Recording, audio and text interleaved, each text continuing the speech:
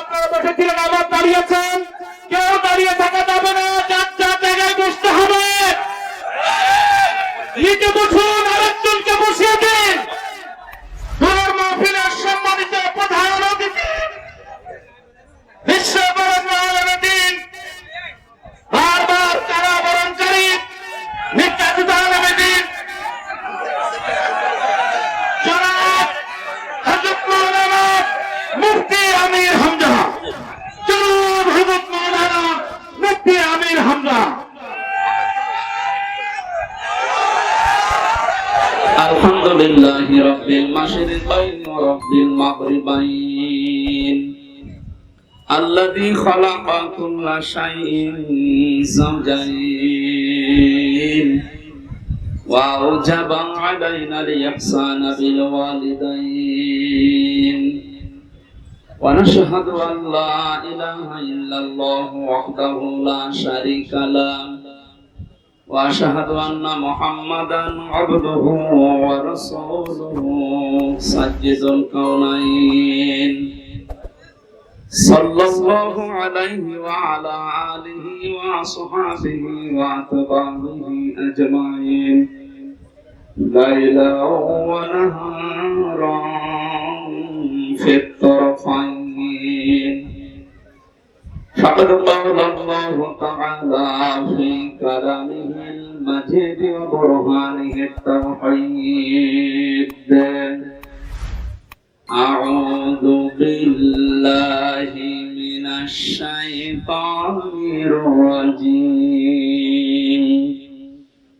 بسم الله الرحمن الرحيم إذا جاء نصر الله والفتح ورأيت الناس يدخلون في دين الله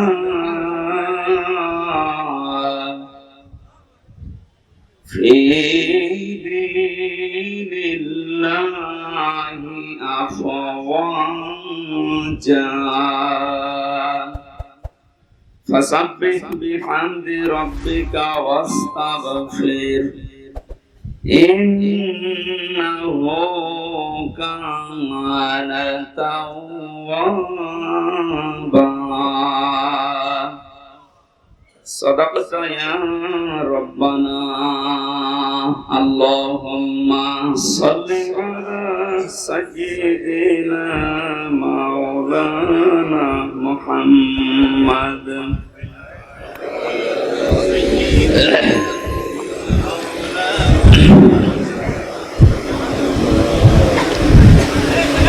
খোলাফায়ে রাশিদার সোনালী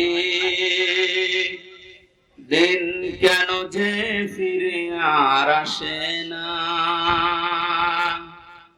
সকলে পেয়ে তার অধিকার কেন যে মন খুলে হাসে না। ধলির আসনে বসে ওমরে রাজ্য শাসন করেছে, খলিফা ওমরের শাসনে কোন জীবে না খেয়ে মরেছে, সে ওমরের মতো কেউ ধরাতে কেন যে ফিরে আর আসে না। খোলাফায়ে রাশিদার সোনালী দিন কেন যে ফিরে আর আসে না, সকলে পেয়ে তার অধিকার কেন যে মন খোলে হাসে না। আল্লাহুম্মা সাল্লি আলা সাইয়্যিদিনা মাওলানা মুহাম্মদ। আলহামদুলিল্লাহ, বাংলাদেশের ঐতিহ্যবাহী জেলা বাগেরহাট সদর থানার অন্তর্গত ভট্টকনকপুর সিদ্দিকিয়া আমিনিয়া মদিনাতুল উলুম মাদ্রাসার উদ্যোগে শহীদ আল্লামা দেলাওয়ার হোসাইন সাইদি রহমতুল্লাহ আলাইহি ও বৈষম্য বিরোধী ছাত্র আন্দোলনের শহীদদের স্মরণে চুলকাটি বাগেরহাটের উদ্যোগে মহাবিশ্বের মহাবিশ্বয় আমাদের মালিক আমাদের মনিব মহান রব্বুল ইজ্জাত ওয়াল জালালের মুখের পবিত্র বাণী কোরআন কারীম, পবিত্র কোরআনের এই পবিত্র অনুষ্ঠানের সম্মানিত সভাপতি, অত্র মাদ্রাসার শ্রদ্ধাভাজন মুহতামিম বড় ভাই হাফেজ মাওলানা আলী আহমেদ দামাত বরকাতুহু মুলাদিয়া, মঞ্চে বসা আপনারা দেখতে পাচ্ছেন। এমনিতে আজকে একটু সময় কম হয়ে গেছে, একটা আয়াত থেকে তাফসীর করতে হলে যে ৬-৭টা বিষয় সামনে রাখা লাগে, এগুলো পয়েন্ট আকারে বলতে গেলে সময় হবে না। এতগুলো মানুষের নাম যদি একটা একটা করে বলি আর কারোটা বলি না বলি মন খারাপ। আমরা যা করব আল্লাহর জন্য। মান আহাব্বা লিল্লাহি ওয়া আবগাদা লিল্লাহি ওয়া আতাআ লিল্লাহি ওয়া মানাআ লিল্লাহি ফাকাদ ইসতাকমালাল ঈমান। হাদিসটায় 4টা পয়েন্ট আছে। কাউকে ভালোবাসলে আল্লাহর জন্য ভালোবাসো। আজকে দুপুরবেলা খাবার সময় ভাই আমাকে ওইটা বলছিল, আমি ভালোবাসি আল্লাহর জন্য, লোক দেখানোর জন্য। কাউকে যদি আমি সত্যি ঘৃণা করি, এটা আমি আল্লাহর জন্য ঘৃণা করি। শহীদ আল্লামা দেলাওয়ার হোসেন সাইদিকে আমি জীবনে 2 বার মাত্র দেখলাম, জেলখানা একবার আর বাইরে চুয়াডাঙ্গায়। এছাড়া সরাসরি দেখা হয়েছিল বিশ্ববিদ্যালয়ে থাকাকালীন, ওই যে উনি যখন এমপি ছিলেন, একবার। খুব কম সময় ওনার সাথে, কিন্তু ওনাকে ভালোবাসি আমি না দেখে আল্লাহর জন্য। ইন্নাল্লাযীনা আমানু ওয়া আমিলুস সালিহাত সায়াজআলু লাহুমুর রাহমানু ওয়াদ্দা।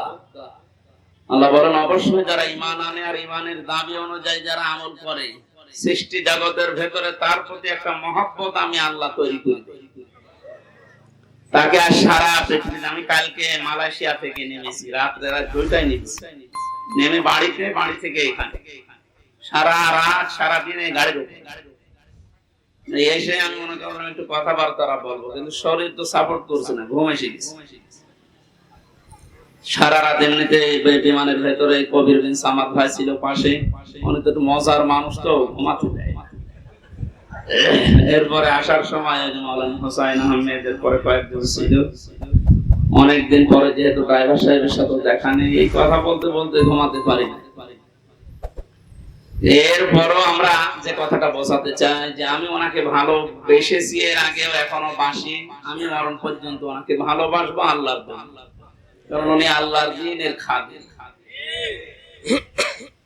2 নম্বরে, আমি কাউকে যদি ঘৃণা করি, দেখতে না পারি, সহ্য আমার না হয়, এটা আমার আল্লাহর জন্য হয় না, আমার ব্যক্তিগত কারণ না। হ্যাঁ, আমি রিমান্ডে 10 দিন ছিলাম, আপনারা জানেন। 3টা বছর আমি যাই না, ঘরের নাম শুনেন, ওই রকম জায়গায় ছিলাম। আমি আল্লাহর জন্য ওনাদেরকে ঘৃণা করছি এবং আপনাদেরকে ঘৃণা করার জন্য বলছি এই কারণে, কারণ এগুলো মানুষ না, মানুষ নামে এগুলো জানোয়ার। শুধু নাম শুনি মনে করেন যে আয়না ঘর মানে চারিদিকে আয়না দেওয়া আছে। এটা কত বড় ভয়ঙ্কর! মানবতার সাথে আমরা মানবতা বিরোধী অপরাধের বিচার করলাম। এই ঘরের সাথে যারা জড়িত A to Z প্রত্যেকটা মানবতা বিরোধী অপরাধের শামিল। এদের বিচার এখনই করা দরকার। আজকে একজন ওর সাথে জড়িত যে সর্বোচ্চ পর্যায়ে, তাদের ভেতরে একজন ধরা পড়েছে অলরেডি। আমরা বিচার চাই, ওর কোনো বিচার নেই। 8-10 বছর, 12 বছর, 14 বছর একটা মাটির নিচের ঘরে, এদিকে 1.5 হাত এদিকে 1.5 হাত। আপনি কি মনে করেন জিন্দা কবর ওইটা?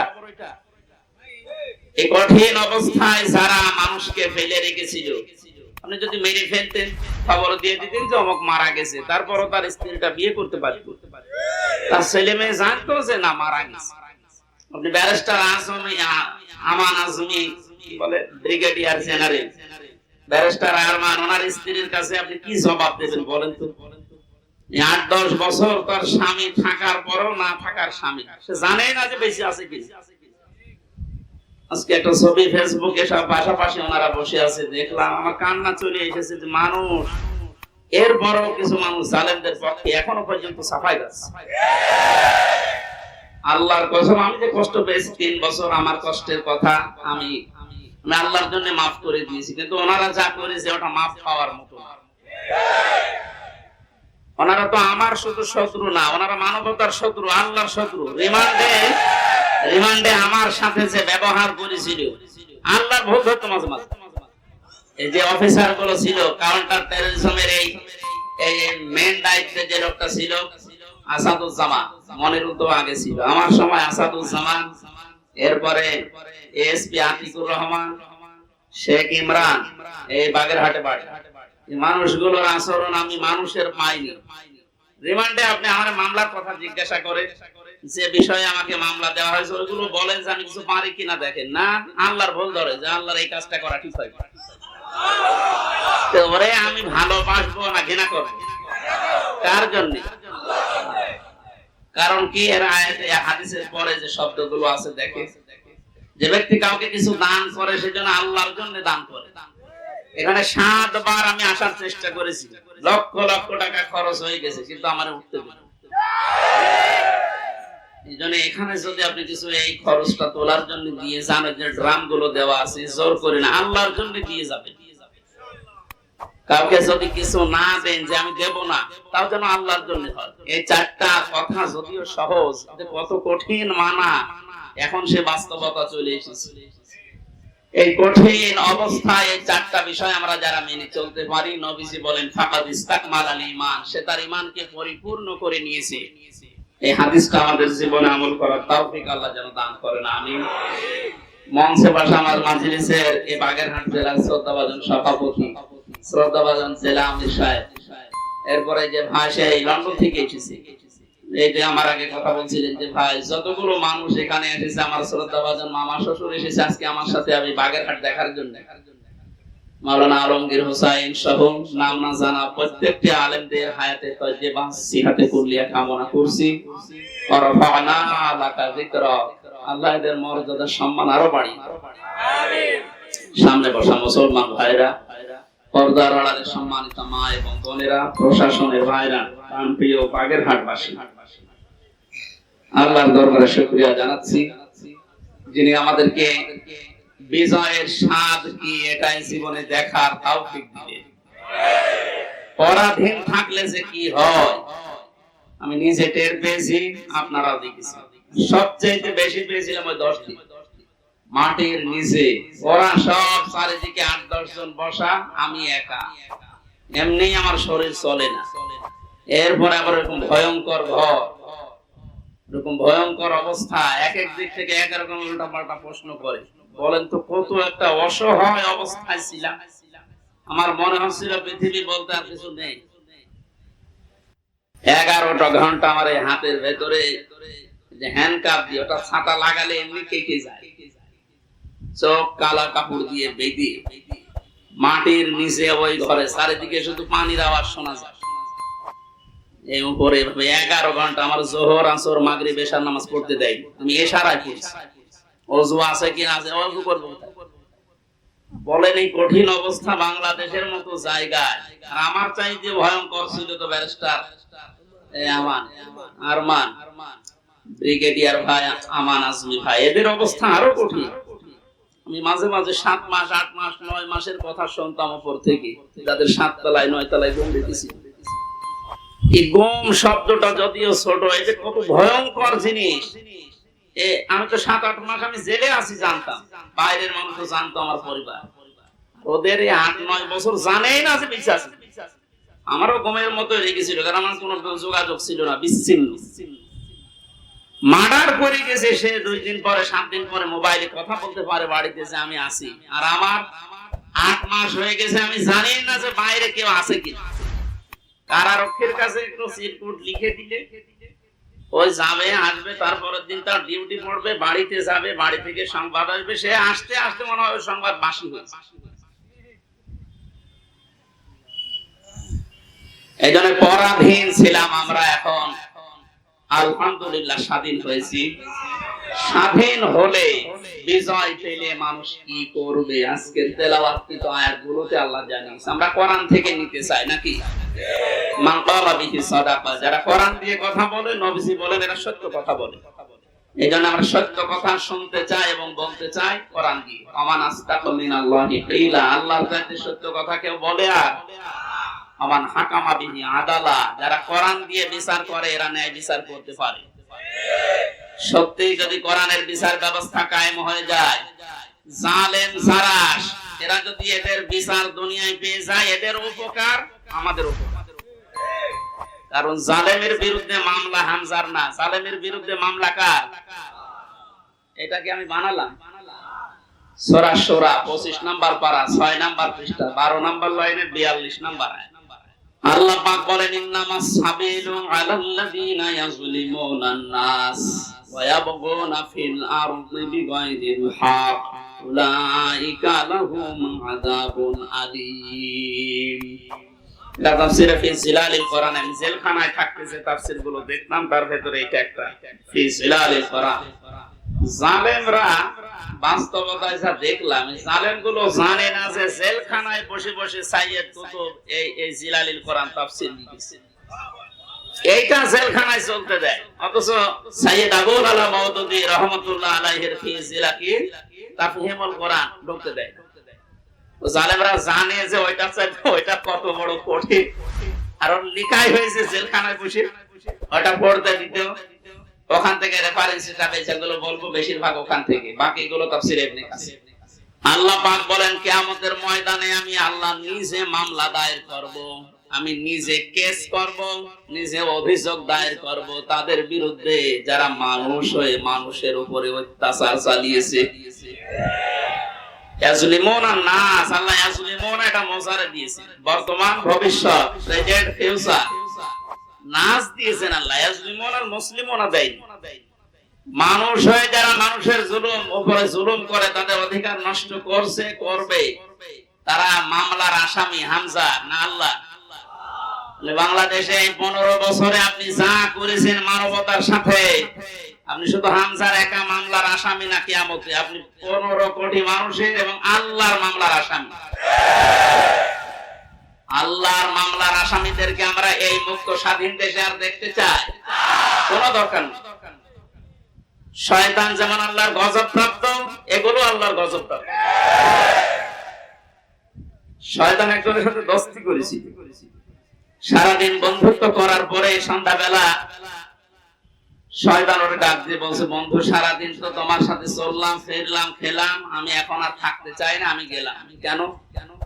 আমি তোমার সাথে থাকতে ভয় পাই। আমার সাথে থাকতে ভয় পাও, সারাদিন তো ছিলে, কে তুমি? আমার পরিচয় তো ওইভাবে আগে নাওনি, আমি হচ্ছে ইবলিশ, সুরত ধরে এসেছিলাম। ও তখন আশ্চর্য হয়ে বলে যে, আপনি দূর হয়ে চলে যাবেন আমার কাছ থেকে, আপনার পরিচয় পেলে তো আমি দূর হতাম না। আমি যেতে চাই এই কারণে, কারণ আমি আল্লাহর একটা বিধান মানি না। এই কারণে আল্লাহ আমারে একটা সেজদা না মানার কারণে পৃথিবীতে পাঠিয়েছে, তাও লানত দিয়ে। আমার নাম মারদুদ, আমার নাম রাজিম, কত রকমের নাম আমার উপরে দিয়ে আল্লাহ আমারে বিদায় দিয়েছে। আর আজকে 17টা সেজদা ফরজ ছিল তোমার প্রতি, একটা সেজদা দাও। আল্লাহ রাগ করে তোমার উপরে যে গজব নাযিল করবে, ও গজবে আমি শয়তানও পড়ে যাব। ও আল্লাহর একটা বিধান লঙ্ঘন সেজদা, এটা লঙ্ঘন করে যদি ভয় পায়, এই 15 বছরে আপনি 500 বিধানের একটাও মানেন না, আরো মানুষকে মানতে দেন। এর গায়ে যদি জিন লাগে নিয়ে আসবে মা বাবা আমার কাছে, সূরা নাস আর ফালাক এমনকি আয়াতুল কুরসি পড়ে ফু দিলে চলে যাবে, এটা আমাদের বিশ্বাস। যাই, আর আমার তো মনে হচ্ছে এই ঘটনাটা বলার পর শয়তান আল্লাহর একটা মাত্র বিধান সেজদা দেওয়া লাগবে এটা মানে না, কিন্তু আল্লাহর বিধানের এগেইনস্টে নতুন করে কোন বিধান শয়তান বানায় না। কথা বুঝতেছে? আল্লাহর বিধানও মানে না, এতটুকু শেষ। এগেইনস্টে নতুন করে কোন বিধান বানিয়ে মানবো এরকম কিছু শয়তান করে না। তো আল্লাহর এই পৃথিবীতে ক্ষমতা পেয়ে আল্লাহর যে বান্দা নিজে আল্লাহর বিধান মানে না এবং আল্লাহর বিধানের বাইরে নতুন করে বিধান বানিয়ে আল্লাহর বান্দাদেরকে মানতে বাধ্য করে, এটা শয়তানের চাইতে বড়। জিন শয়তান ধরলে তো নাস ফালাক আর ইখলাস পড়লে চলে যাবে, আর ওরে পুরো কোরআন শরীফ তেলাওয়াত করে ফু দিলেও যাবে না। সুতরাং এরকম এত বড় শয়তান আমরা আর দেখতে চাই না। মুক্ত যখন হয়েছে আলহামদুলিল্লাহ, কোরআন কি জানিয়েছে বিজয়ের পরে আমরা ওইগুলো এখন শুনব। আমার কথার অর্থ বোঝেন আপনি? সুতরাং যারা আল্লাহর মামলার আসামি, ছোটখাটো বিষয় এটা না, অনেক ভারী কথা। আপনি আল্লাহর মামলার আসামি হয়ে গেছেন, কিয়ামতে আপনি উকিল পাবেন কোথায়? দুনিয়ার দিকে তাকিয়ে টের পাচ্ছেন।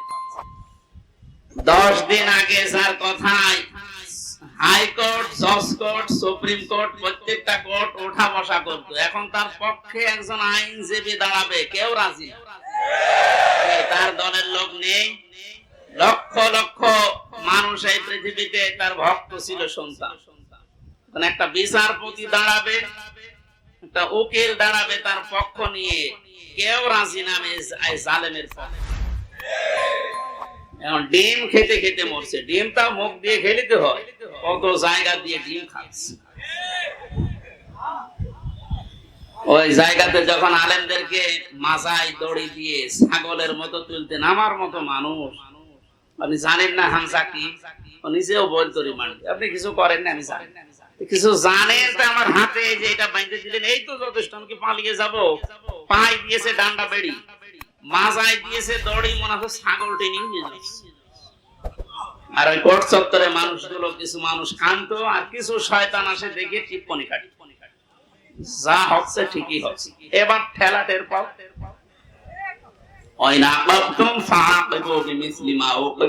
যতটুকু আপনার উপরে করা হয়েছে অতটুকু আপনি করেন, ওর চাইতে বেশি না। অতটুকু করলেও আপনি এই 15 বছর দুনিয়ায় বেঁচেও থাকতে পারবেন না। যা করেছেন যদি অতটুকু আল্লাহর ভাষায় আমরা করতে চাই, সত্যি আপনি পারবেন না। এদেশের বহু মেধাবী সন্তানেরা এই কোটার বিরুদ্ধে এমনি আন্দোলন করে না। বিশেষ করে এই 17 বছরের বাস্তবতা আমার জীবনে আমি যতটুকু দেখেছি, আপনি তাকান তো, অনার্স মাস্টার্স করার পরে বিশ্ববিদ্যালয়ে ফার্স্ট ক্লাস ফার্স্ট হওয়ার পরেও নেবে না, দলীয় পরিচয় পেছনে বিএনপি করে, শিবির করে, এই ট্যাগ। আরে ওইগুলো না দেখে আমার মেধা আছে কিনা ওইটা দেখ। কত বড় জুলুমের শিকার বানিয়ে রেখেছিলেন এই ছাত্র জনতাকে, বলে আল্লাহ এমনি এমনি নাড়া দেয়।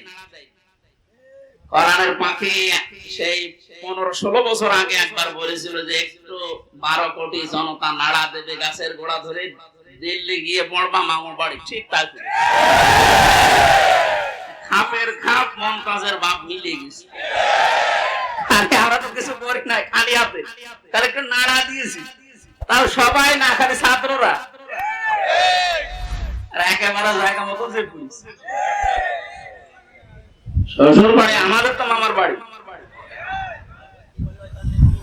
যাই হোক, আমি সে কথা বলতে চাচ্ছি, আমরা কোরআনে কারীম থেকে কথা শুনতে চাই, এবং জালেম যারা তারাও যেন মরণের পরে অন্তত তাদের আর বিচার না হয়, এজন্য দুনিয়াতে আমরা তাদের বিচার দেখতে চাই। আপনারা আমাদেরকে শত্রু ভাবেন, আমরা আপনাদের বন্ধু, কারণ দুনিয়ায় উপকার করে দিচ্ছি। এই বিচার না হলে আপনি মনে করছেন মাপ পেয়ে যাবেন, কখনো না। আল্লাহর কাছে যা করেছিলেন ওনাকে বলেন, উনি ইচ্ছা করলে মাফ করে দিতে পারে। কিন্তু হামজার সাথে, ব্যারিস্টার আরমানের সাথে যা করলেন, এটা আমরা যতক্ষণ মাফ না করব আপনি মাফ পাবেন না। কারণ আপনি আমাকে আর আরমানকে শুধু কাঁদিয়েছেন তা না, আমার স্ত্রীকে কাঁদিয়েছেন, আমার মেয়েকে কাঁদিয়েছেন। আমার ছোট মেয়েটা আজ পর্যন্ত আমার চেনে না, আমার কাছে আসে না, ভয়তে বলে যে হুজুর, ওরকম হুজুর বহু আসে। কারণ সেই 8-9 মাস ওটা রেখে গিয়েছিলাম, 3 বছর পর, এখন 4 বছর পর কি করছেন?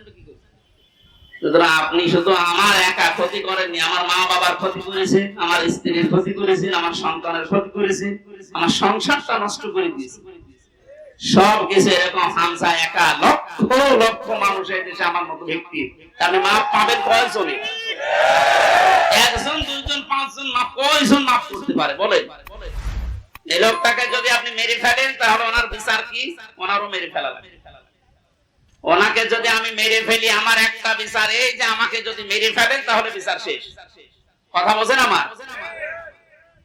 আর একটা সিস্টেম আছে, হ্যাঁ, ওনার স্ত্রী, ওনার মা বাবা, সন্তান আদি যারা, ওরা যদি মাফ করে দেয় টাকা পয়সা নিয়ে, জরিমানা নিয়ে, তাহলে মাফ হবে। তাছাড়া আর কোন সুরত নেই। ওই 10 বছর 15 বছর 18 বছর 30 বছর জেল দিয়ে ওটা শুধু জেল খাটাই হবে, তার উপর আবার আরেকটা জুলুম হয়ে যায়।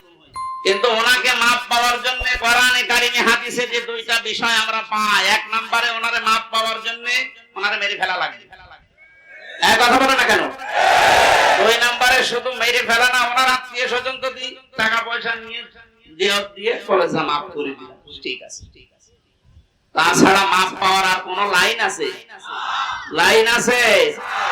ওনার জীবন কয়টা?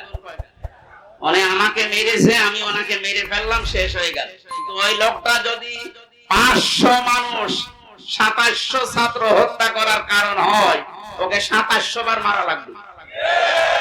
পরে 2700 বার মারা যাবে? এমনি মরে গেছে, এমনি মরে যাচ্ছে। তো 2700 বার মারা যাবে কোন কায়দায়? একবার মরলে তো শেষ।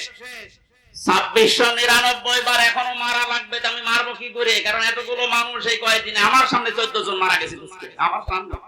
আমি মরণের পর 5 তারিখে যেদিন স্বাধীন হয়ে যায়, 6 তারিখে সকাল বেলায় প্রত্যেকের বাড়িতে আমার যা সমর্থ ছিল, এমনিতে আমি মুসলিম, যতটুকু পেরেছি 2 মাস চলার মতো তাদেরকে দিয়ে এসেছিলেন। নেন, হাসপাতালে গিয়েছিলাম দেখতে, এক একজনের যে অবস্থা, এই জায়গায় গুলি লাগিয়ে, এই জায়গায় বন্দুক লাগিয়ে দিয়েছে, এই জায়গায় লাগিয়ে দিয়েছে, লজ্জাস্থান নষ্ট হয়ে গেছে। এরকম বহু মানুষ হাসপাতালে কাতরাচ্ছে এখনো, শুধু কুষ্টিয়া, বাকি জায়গাগুলো তো আমি তো জানি না এখন সব খবর। আর এই 8-9 দিন ছিলাম তো বাইরে, এই জন্য সব খবর জানি না। সুতরাং আমাকে যদি আপনি একজন মারার জন্য মেরে ফেলতেন, আমার তো বিচার হয়ে যেত। আমি তো কারণ হয়ে দাঁড়িয়েছি 2700 মানুষ মারা, আমাকে তো 2700 বার মারা লাগবে। এজন্য এই বিচার এখন আর দুনিয়ায় নেই। এই বিচার করার জন্য আল্লাহ আখিরাত বানিয়েছে। 2700 বার আপনাকে মারবে, আপনার লজ্জার স্থান নষ্ট করে দেবে। এই জন্য বলছি, জালেম যারা আছেন এখনো ফিরে এসে যে সমস্ত মানুষের উপরে জুলুম করেছিলেন, ওনাদের কাছে যা, ওনারা যদি কিছু করতে পারে। তাছাড়া আল্লাহ জানিয়েছেন যে আমি মাফ করব না, কারণ এটা আমি দায়িত্ব ছেড়ে দিয়েছি যাদের উপরে জুলুম করেছিল তাদের উপর। এখন তাদেরকে বলেন, ওনারা যদি মন থেকে কিছু করে, তাছাড়া আপনি দুনিয়াও ধ্বংস করেছেন, আপনার আখিরাতও ধ্বংস হয়ে যাবে। আল্লাহ তুমি আমাদেরকে জালেম হওয়া থেকে রক্ষা করো। এই শব্দটা শুনতে যদিও সহজ মনে হচ্ছে, জালেম, এটা কত বড় নিকৃষ্ট আল্লাহর কাছে।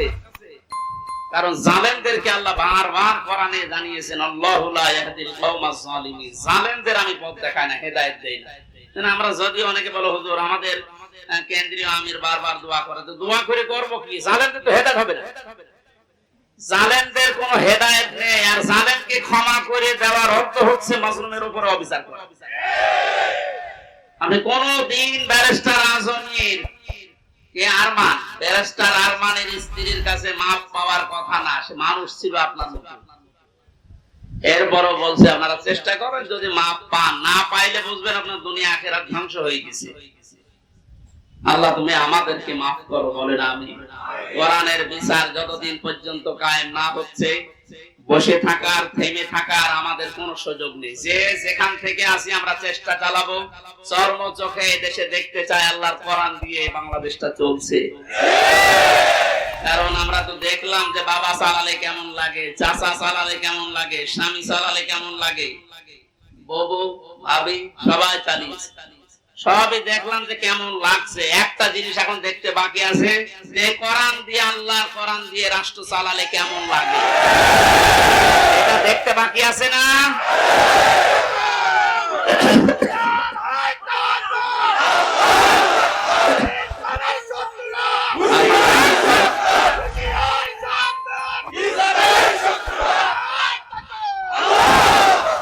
এটা দেখতে যখন বাকি আছে, আমি মুসাফির মানুষ, মাজলুম মানুষ এবং অসুস্থ মানুষ, তিনটা দোয়াই কবুল হওয়ার কথা হাদিসে আছে। যে মাজলুমের দোয়া কবুল হয়, মুসাফিরের দোয়া কবুল হয়, অসুস্থ মানুষের দোয়া কবুল হয়। সবাইকে নিয়ে মাগরিবের আগে আমি দোয়া করব ইনশাআল্লাহ। সূরা নসরের তাফসীরটা করার পর আল্লাহ যেন চর্ম চোখে অন্তত এইটা দেখে যাওয়ার তৌফিক দেয় যে আমাদের এই দেশটা কোরআন দিয়ে চলছে। কি যে শান্তি পাবে প্রত্যেক ধর্মের মানুষেরা, আমি বলে বোঝাতে পারবো না, আপনি পাবেন ইনশাআল্লাহ। আমাদের আমার হাকামা বিহি আদালত, যেহেতু নবীজি জানিয়েছেন কোরআন দিয়ে বিচার ফায়সালা করলে ন্যায় বিচার পাওয়া যায়। ন্যায় বিচার কি শুধু নাম শুনে ন্যায় বিচার পেয়েছি 17 বছর আমরা। আমার এই ঠুনকো মূল্য চুরি মামলা দিয়েছিল, আমার মামলা খুব কঠিন না, মূল্য চুরি করলে যা হয় ওই রকম। সেই মামলা আমার 30-32 বার হাইকোর্টে ওঠে, সিএম কোর্ট, জজ কোর্ট, হাইকোর্ট, তিনবার হিসাব করে দেখেন 30 থেকে 33 বার উঠেছে।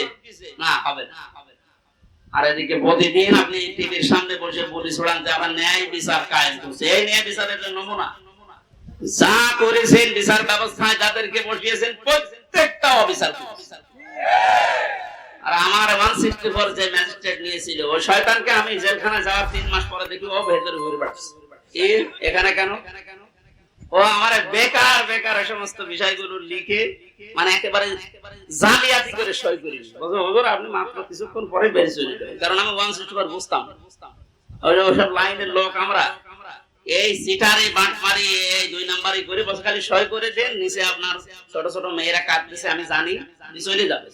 ওর উপর বিশ্বাস করে আমি সই করি নিচে আসলাম, দেখা সাক্ষাৎ করে আমার জেলে পাঠিয়ে দিতে আনন্দে আছে যে কয়েকদিন মাত্র বের হয়ে যাবে।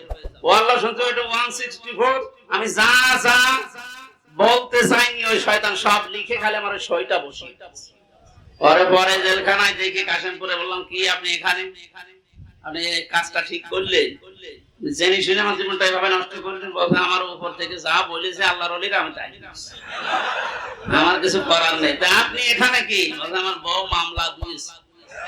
তোর বউ? আমিও মামলা দেবো তোর নাম। এই জন্য আল্লাহ ছাড় দিয়েছিল কিন্তু ছেড়ে দেয়। আল্লাহর ধরা বড় শক্ত ধরা, যেটা আমরা আইন মন্ত্রী আরে দরবেশ বাবারে দেখি বলছি কি দাপট গো। আমি মাঝে মাঝে আইন মন্ত্রীর আদালতে দেখতাম, আরে দরবেশ বাবা দেখতাম বসে আছে, আমারে যখন নিয়ে যেত ওই উপরে দেখা যেত যে বসে আছে দরবেশ। দরবেশ যে এই কাম করতে পারে আমার তো কোনোদিন বিশ্বাস হয়নি। দাড়ি কেটে নম হয়ে গেছে, শয়তান পর্যন্ত এখন ঘৃণা করেছে যে আমি এত খারাপ না। ধিক্কার দ্বারা আপনাদের এই দাড়ি রাখাই সুন্নতকে নিয়ে হেয়ালিপনা করা, এই আর কি ঠাট্টা বিদ্রুপ করা। সুন্নত পর্যন্ত কেটে বাদ দিয়ে দিলে কিয়ামতে আল্লাহর নবী আপনাকে বাদ দিয়ে চলে যাবে। আল্লাহ তুমি আবার বলছে মানুষগুলো যদি, আমি আবার বলছি ভুল আর অন্যায় করা এটা কিন্তু এক না। ভুল মানুষ করতে পারে, জেনে শুনে অন্যায় করে ভুল বলে চালিয়ে দেবেন, যেটা এখন চালানো হচ্ছে। অন্যায় যারা করেছেন, অন্যায় করলে মাস্ট বি তাকে শাস্তি পাওয়াই লাগবে। আমরা কিছু না করে যদি শাস্তি পেতে পারি 3 বছর, আপনি করে তো আপনার 99 বছর শাস্তি হওয়া দরকার। প্রথম ছেড়ে যাওয়ার পরে যার সাথে দেখা একেবারে গেট দিয়ে ঢুকে আল্লাহ সে বলে সেই কি শাহজাহান জল্লাদ, এরা কাছে প্রথমে হাত মিলিয়েছে। আমারও বলছো হুজুর আপনারা আমি চিনি। চেনেন মানে? ওই যে টেলিভিশন আছে ভেতরে, মেমোরি কার্ডে ওয়াজ ভরে নিয়ে আসলে শুধু আপনার আর আজহারি সাদি সাহেব এদের ওয়াজ দেয়, আপনার আমি চিনি। আপনার নাম কি?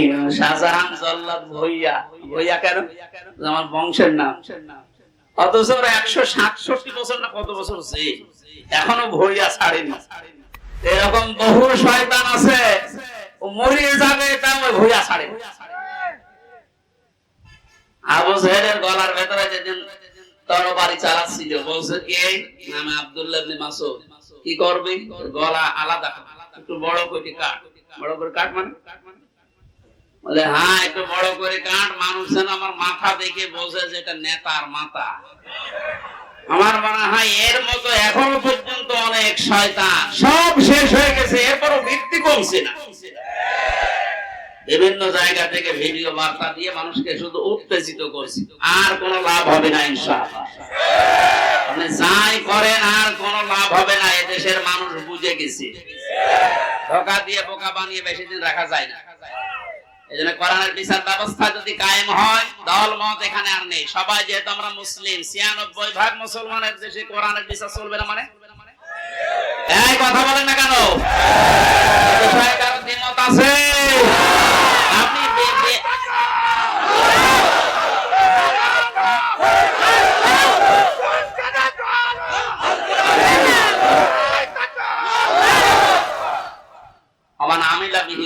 যারা কোরআন দিয়ে আমল করবে, কিয়ামতে আল্লাহ নিজে তাদেরকে পুরস্কার দান করবে। আল্লাহ রাব্বুল আলামিন কোরআনের আমল করার মাধ্যমে পুরস্কার যেন আমাদেরকে দান করে। 500 আমল আছে কোরআনে। কয়টা? এই দেশে এখন একটাও নেই। সামনে আস্তে আস্তে আমরা 500টা আমলই চালু করব কোরআন দিয়ে ইনশাআল্লাহ। আমান দাআ ইলাইহি হাদা। নবীজি বলেন তুমি যদি হেদায়েতের উপরে থাকতে চাও, বড় সুব্বা গায়ে দিয়ে পাগড়ি মাথায় দিয়ে আর রুহুল আমিন ভাইয়ের মতো এরকম মোটা হলে হেদায়েতের উপরে থাকা যাবে? হেদায়েতের উপরে থাকতে হলে কোরআন দিয়ে ডাকা লাগে। আমাং দাআ একালি প্রাণ আছে, দাআ ইলাইহি হাদা। কেউ যদি হেদায়েতের উপরে থাকতে চায় সে যেন মানুষকে কি দিয়ে ডাক দেয়। তাহলে আজকে থেকে আমার দাওয়াতি কাজের মেইন টার্গেট হবে কি বলেন তো? নবীজিকে পর্যন্ত আল্লাহ আদেশ দিয়েছেন, ইয়া আইয়ুহার রাসূল বাল্লিগ মা উনজিলা ইলাইকা মির রাব্বিক। হে রাসূল, আপনি তাবলীগ করেন, প্রচার করেন, দাওয়াতি কাজ করবেন কি দিয়ে? সুতরাং আমরা দলমত চিনি না, বুঝি না, এই সব কিছু যেন এই কেন্দ্রিক হয়। ফাকাদ হুদিয়া ইলা সিরাতিল মুস্তাকিম। কেউ যদি হেদায়েতের উপরে থাকতে চায় কোরআন দিয়ে সে ডাকবে, এবং কেউ যদি কোরআনের ডাকে সাড়া দেয় আল্লাহ নিজে তাকে হেদায়েত নসিব করে দিবেন। সুতরাং আজকে আমরা কোরআনে কারীম দিয়ে আপনাদেরকে ডাক দেব, আপনারা কোরআনের ডাকে সাড়া দেবেন। আমরা প্রত্যেকেই হেদায়েতের উপরে চলতে চাই, সিরাতে মুস্তাকিম আমরা পেতে চাই। আমিন। দরুদ আর সালাম পড়ছি মুহাম্মদ রাসূলুল্লাহ সাল্লাল্লাহু আলাইহি ওয়াসাল্লামের প্রতি। সূরা নাসর পড়েছি, মাদানী যুগের সূরা। কোরআন শরীফে 3 আয়াত বিশিষ্ট 3টা সূরা আছে, আসর, নসর আর কাউসার। কয়টা বলেন তো? নসর মানে সাহায্য, নসর মানে কি? আর নাসর মানে ঈগল। নুন সোয়াজ র, নাসর মানে সাহায্য, নুন সিন র, নাসর মানে ঈগল পাখি। এজন্য এখানে যারা তেলাওয়াত করেন এই সূরাটা নামাজে একটু মুখ গোল করে পড়বে। আল্লাহ পাক বলেন, ইযা জা নাসরুল্লাহি ওয়াল ফাত। যখন আল্লাহর সাহায্য আসবে তখন আপনি বিজয় দেখতে পাবেন। যদি আপনি ইযা জা নাসরুল্লাহি ওয়াল ফাত বলেন সিন দিয়ে, যখন ঈগল পাখি আসবে তখন বিজয় পাবেন। পুরা মানে উল্টো। এজন্য একটু খেয়াল করে শব্দগুলো উচ্চারণ করবেন। যেহেতু এটা মাদ্রাসা আপনারা বানিয়েছেন, এলাকার মানুষেরা, আপনাদের একটা সুন্দর অন্তত ব্যবস্থা আছে। এই মসজিদ মাদ্রাসা দিয়ে শুধু ছাত্র ছাত্রী না, এখানে বয়স্ক শিক্ষা চালু করে যারা পড়তে পারেন না তাদেরকেও নিয়ে আসেন। 2-3টা একটা ব্যাচ করে দেন। আমার গ্রামের বাড়ি কুষ্টিয়ার হালসা। আমি একবার যে দেখি মানুষ নামাজে একেবারে নেই। গ্রামে তো যেতাম কম। মহসেন সাহেবকে বললাম, মানুষজন বহুত মানুষ নামাজ পড়ে না, নামাজ পড়ে না, এটা এদের দোষ নেই, দোষ আমার। কারণ নামাজ যে কি এটা এরা জানে না, আর নামাজের ভেতরে যে আসলে কি পাওয়া যায় এটা তো এরা বোঝে না। দেখেন আমি ওই ব্যবস্থাটা করে দেই, তখন আর এই 2 জন 5 জন না, কমপক্ষে এই মসজিদে যে 500 মানুষ ধরে 400 মানুষ চলে আসবে। 2 জন উস্তাদ রেখেছিলাম, নিজের টাকা যা আসতো সব দিয়ে বললাম যে আপনারা পড়ে। মাগরিবের পর থেকে বাবার বয়সী লোক যারা কাজ কাম নেই, সারাদিন মাঠে ঘাটে ঘাটে, বললাম পড়ে, কিচ্ছু দেওয়া লাগবে না, সব খরচ আমার, আপনার শুধু কোরআনটা শেখে। ওলা 2-3 মাস যাবার পরে দেখি মসজিদের চেহারা পাল্টিয়ে গেছে। কিন্তু মাঝখান থেকে যে আমার জীবনে একটা কালো মেঘ নেমে আসলো, ওই গেলাম ধরে নিয়ে গেল। 3 বছর এই যে বন্ধ হয়ে আছে, এখনো চালু করতে পারি নাই, আবার সামনে করবো ইনশাআল্লাহ। আমি দেখেছিলাম মাত্র 2-2.5 মাসের ব্যবধানে কত মানুষ এই যে নামাজে, তখন তাদেরকে পিটিয়েও আপনি দূর করতে পারবেন না। সুতরাং এখানে মাদ্রাসা মসজিদ বানিয়েছে বয়স্কদের জন্য, মাগরিব থেকে এশা, এশা থেকে আরো রাত 9টা-10টা পর্যন্ত কোরআন কেন্দ্রিক আসেন সবাই, দলমত নির্বিশেষে। তখন আপনাকে কোরআনে কারীম নিজেই হেদায়েত দিয়ে পথ দেখিয়ে দেবে। এজন্য তেলাওয়াত শুদ্ধ করা দরকার। এখানে বহু মানুষকে আমি দেখি, একটু বলেন তো ভাই, 7টা আয়াত পড়ে সূরা ফাতিহার 7টায় ভুল পড়ে, অথচ 10 বছর নামাজ পড়ছে না। এটা তেলাওয়াত শুদ্ধ করা দরকার। আল্লাহ পাক জানিয়েছেন, ইযা জা নাসরুল্লাহি ওয়াল ফাত। যখন আসবে আল্লাহর সাহায্য তখন আপনি বিজয় দেখতে পাবেন। এতদিন পর্যন্ত আমরা আল্লাহর সাহায্য কি এটা পাইনি, এজন্য বিজয়ও পাইনি। বদরের ময়দানে বিশ্বনবী মাত্র 80 জন মানুষ নিয়ে গিয়েছিলেন, না 313 জন, আর ওদের ছিল 1000 এর উপরে। আল্লাহর পক্ষ থেকে আল্লাহ সাহায্য পাঠিয়েছিলেন, এজন্য মহান আল্লাহ ওই সময় তাদেরকে বিজয় কি দেখিয়েছিলেন। আবু জেহেলের মতো এত বড় লিডারকে আল্লাহ ওই দিন দুনিয়া থেকে লাঞ্ছিত অবস্থায় বিদায় দিয়েছেন। যুগে যুগে শুধু বদরের ময়দান না, কিয়ামত পর্যন্ত এরকম বদরের ময়দান কায়েম হতে থাকবে। বড় বড় কাফের যারা, বড় বড় মুশরিক যারা, আল্লাহদ্রোহী যারা, তাদেরকে আল্লাহ বিদায় করবেন যদি আল্লাহর সাহায্য এসে থাকে। আমাদের দেশেও কম ছিল না, বহু মানুষকে আমরা দেখেছিলাম অহংকারে পা মাটিতে পড়তো না।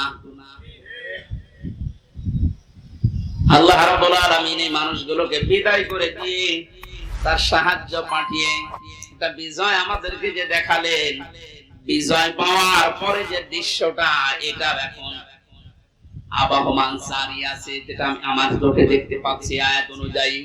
দেখেন তো মেলে কিনা। ওয়ারাআইতান নাসা ইয়াদখুলুনা ফি দীনিল্লাহি আফওয়াজা।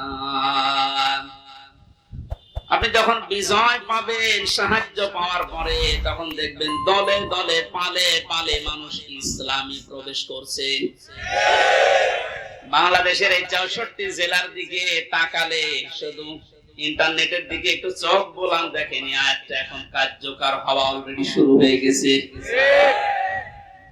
ইসলামপন্থী মানুষ, বিশেষ করে যারা একামতে দিনের দায়িত্ব পালন করে, যারা মন থেকে কাজ করে, তাদের যে অ্যাক্টিভিটিস গুলো, তাদের যে কাজকর্ম গুলো, তাদের যে ইখলাস আমরা দেখতে পাচ্ছি।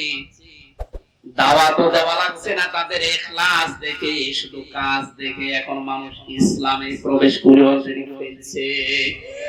আমার তো মনে হচ্ছে এই আয়াতটা আল্লাহ আমাদেরকে অলরেডি দেখাবে। সূরা কাসাস থেকে একটা আয়াত কালকে আমি পড়ছিলাম, অনুরিদু আন্না মুন্না আলাল্লাযীনা ইসতুযইফু ফিল আরদি ওয়া নাজআলাহুম আইম্মাতাও ওয়া নাজআলাহুমুল ওয়ারিসিন। তাই কিচ্ছা কাহিনী না, একেবারে বাস্তব যেটা ঘটবে বা ঘটতেছে, ওইটা আপনি কোরআন থেকে শুনেন। আল্লাহ পাক বলেন, ওই জামানায় হযরত মুসা আলাইহিস সালামের যে দলটা ছিল, তিনি সেই দলের লিডার ছিলেন। ফেরাউন বহু দলে বিভক্ত করে মানুষদেরকে দুর্বল করে রেখেছিল। শুধু একটা দলকে সে টার্গেট বেশি নিয়েছিল, সেটা মুসা নবীর দল। আমার আল্লাহ নিজের পক্ষ থেকে জানালেন, আমি আল্লাহ কিন্তু ইচ্ছা আলাদা করেছিলাম। আমার আল্লাহর ইচ্ছা ছিল এইটা, যে দুনিয়ার ময়দানে আমি মুসা নবীকে এই জামানায় এই জাতির নেতৃত্বে বসাবো এবং জমিনের ওয়ারিস, উত্তরাধিকারী তাদেরকে বানিয়ে দেব। আমি তাই করেছিলাম। এটা এখন বাস্তব আমার মনে হচ্ছে, আমার চোখে ভাসতেছে। আল্লাহ, তুমি সূরা কাসাসের 5 নাম্বার আয়াতটা আমাদেরকে দেখাও। স্বৈরাচার নব্য ফেরাউন এই পৃথিবীতে বহু দল ছিল এদেশে। সব দলকে টার্গেট না করে শুধুমাত্র কোরআনে কারীম এই পৃথিবীতে যেন বিদায় নেয়, কোরআনের লোকগুলো যেন এই দুনিয়াতে আসতে না পারে, এই কাজ করার জন্য যারা চেষ্টা চালিয়েছিল, আল্লাহ তাদেরকেই যেন জাতির ইমাম আজ দিনের পর দিন বানিয়ে দিচ্ছে। তাদেরকে ওয়ারিস বানাচ্ছে, জমিনের উত্তরাধিকারী বানিয়ে দিচ্ছে। আমরা আবার দোয়া করছি, আল্লাহ তুমি আয়াতটা আমাদেরকে সর্বচোখে দেখাও। অনুরিদু আন্না মুন্না আলাল্লাযীনা ইসতুযইফু ফিল আরদ ইলা আখিরি আয়াত। আমাদের আজকের মাহফিলের প্রধান অতিথি মনে হয় আসতেছে। আজকের মাহফিলের প্রধান অতিথি এম এ সালাম বা আব্দুল সালাম ভাই আসতেছে। আমরা কোরআনের পক্ষ থেকে তাকে স্বাগতম জানাচ্ছি। লিল্লাহি তাকবীর, লিল্লাহি তাকবীর। আব্দুল সালাম ভাইয়ের আগমন কোরআনে কারীমের মাহফিলের পক্ষ থেকে। আপনারা আছেন তো?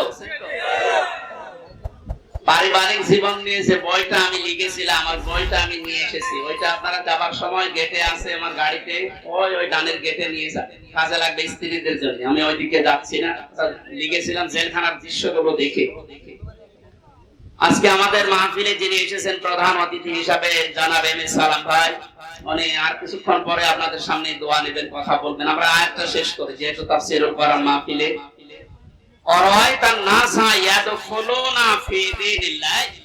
কোরআনের আয়াতের দিকে তাকালে আমি যেটা দেখতে পাই, এটা মুজারে, বর্তমান ভবিষ্যৎ, প্রেজেন্ট ফিউচার। ফি দীনিল্লাহ, আল্লাহর দ্বীনের ভেতরে। বলেন তো দ্বীন কার? দ্বীন কি আমির হামজা এম এ সালামে? কার? দ্বীন আল্লাহ। বলেন দ্বীন কার? দ্বীনের মালিক এই পৃথিবীতে কেউ না, এমনকি বিশ্বনবী মুহাম্মদ রাসূলুল্লাহ দ্বীনের মালিক ছিলেন না, তিনি দ্বীনের খাদেম ছিলেন। কি ছিলেন বলেন তো? আমরাও দ্বীনের কি? খাদেম। সুতরাং আমরা খেদমত করে যাব দ্বীন ইসলামের, দ্বীনের আল্লাহর এই দ্বীনকে আমরা জমিনে জিন্দা রাখার জন্য চেষ্টা চালিয়ে যাব। কারণ খাদেমের যে কাজ, কামলার যে কাজ, আমরা সেই দায়িত্ব নিয়েছি। আমরা যেন চর্ম চোখে অন্তত এটা দেখতে পাই যে আল্লাহর দ্বীন এই জমিনে কায়েম হয়ে গেছে।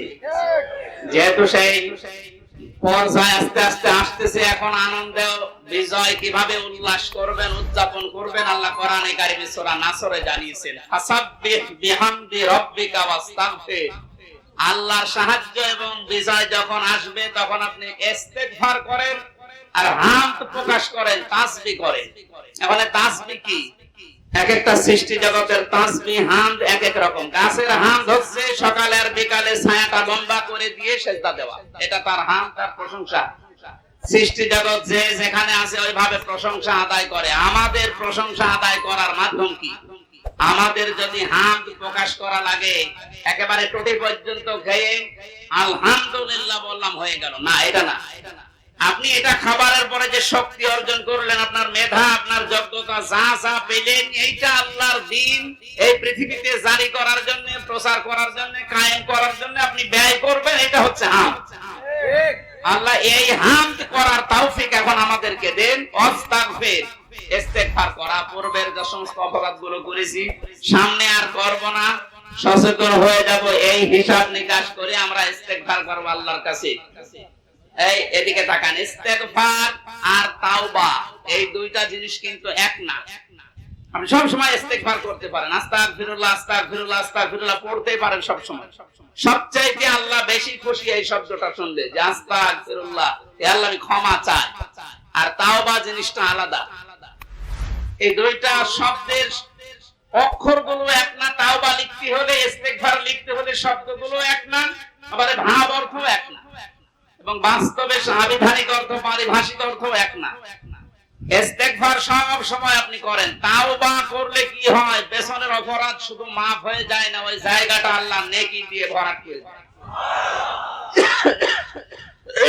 আল্লাহ এখানে জানিয়েছেন আস্তাগফির, হে নবী আপনার উম্মতদেরকে বলেন যারা, তারা যেন বিজয় পেলে লাফালাফি না করে, আনন্দ উল্লাস করতে গিয়ে আল্লাহর বিধানের বাইরে চলে না গিয়ে তারা যেন ইস্তেগফার করে। তাওবা, ইস্তেগফার এগুলোর ভেতরে নিমজ্জিত থাকে। ইন্নাহু কানা তাওয়াবা, অবশ্যই তিনি তওবা কবুলকারী, ইস্তেগফার করলে তাকে মাফকারী। আল্লাহ এই আয়াতগুলো চর্মচোখে আমাদেরকে দেখার তৌফিক দিন, আমিন। রব্বানা আতিনা ফিদ দুনিয়া হাসানা ওয়া ফিল আখিরাতি হাসানা ওয়া কিনা আযাবান নার ওয়া আদখিলনাল জান্নাতা মা'আল আবরার ইয়া আজিজ ইয়া গফফার ইয়া রাব্বাল আলামিন।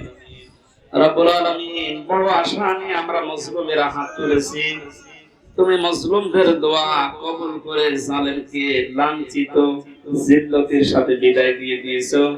এই জালেমকে আর কোনোদিন এই পৃথিবীর ময়দানে তুমি প্রতিষ্ঠা দিও না। যারা জুলুমের শিকার হয়েছি এত বছর ধরে, আল্লাহ তুমি মাজলুমদেরকে আবার রক্ষা করো। যে মানুষগুলোর জন্য স্বাধীনভাবে কথা বলার পরিবেশ পেলাম, আল্লাহ ওই মানুষগুলোকে কবরের শহীদ হিসাবে মর্যাদা দাও। রব্বানা আতিনা ফিদ দুনিয়া হাসানা ওয়া ফিল আখিরাতি হাসানা ওয়া কিনা আযাবান নার। আল্লাহ তাআলা কোরআনের মাহফিল বাস্তবায়নের জন্য যারা শ্রম দিয়েছে, কোরআন মানুষ শুনবে, বুঝবে, কোরআনের পথে আসবে, এই নিয়ত যাদের ছিল, এই মানুষগুলোকে কবুল করো।